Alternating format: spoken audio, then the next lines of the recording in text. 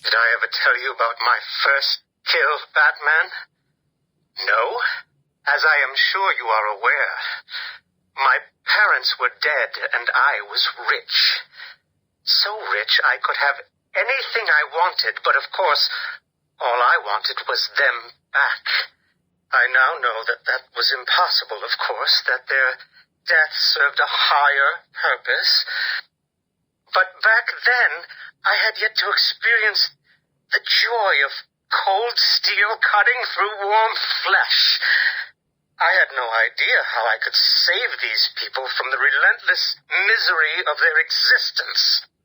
You should have stayed that way. Really? Then I'll stop now. Find another telephone, Batman. Goodbye. You made it. I think I will continue my story. I feel the need to talk, to confess maybe.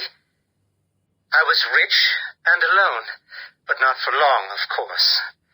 I took to gambling, or maybe it took to me.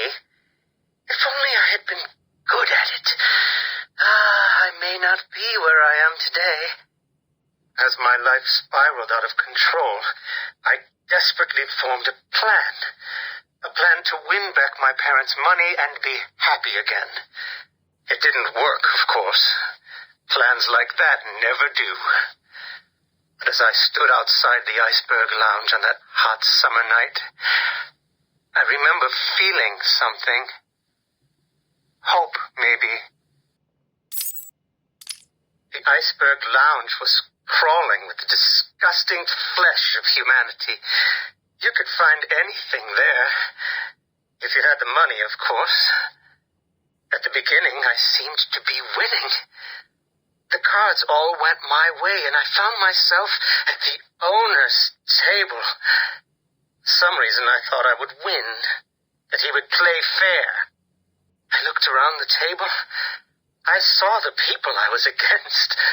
Card sharks, thugs, princes, and the disgusting midget who ran the place. One by one, they all lost or folded. The chips were piling up, and it was just him and me. They called him the Penguin, even back then. He had both eyes, of course. That little accident hadn't happened yet. And both of them were looking at me when I put down my cards.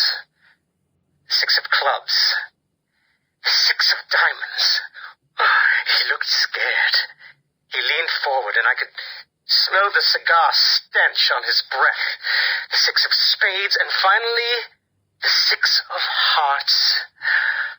I felt good. And then he started laughing. He belched out smoke, and he put his cards down on the table.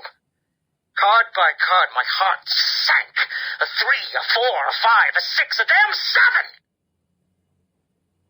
Straight flush ended me there. I was lost and thrown out into the city to die, penniless. Can you imagine what it was like, Batman? I was numb. I'd lost everything, and I was alone, crying like a baby staggering through the streets of this city, until I found the answer that I had been looking for. I stood there on the Sprang Bridge, looking out at the sea. I felt the warm breeze on my skin, and it felt right. I looked down and imagined myself falling into the blissful arms of my mother. And then he appeared. He held out the knife and demanded my money. My money! Can you believe it? I looked into his cold, desperate eyes, and I saw something familiar. Something inevitable. I saw oblivion.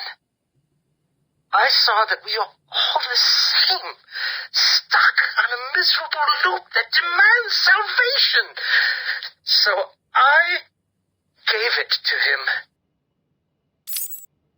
Can you imagine the vagrant surprise when I grabbed his knife from his hands? It was instinctive. It was beautiful. slit out his throat and gave him the gift of salvation. It happened so fast, but I felt every joyous sensation. The blood sprayed over my face, and I saw what little life was left in his eyes leave. But then it was over. I felt lost, like it had been meaningless, that no one would acknowledge my sacrifice. And then it happened. Without realizing what I was doing, I plunged the knife into my forearm and cut deep.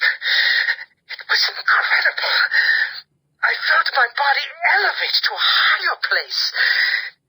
It had become a temple to my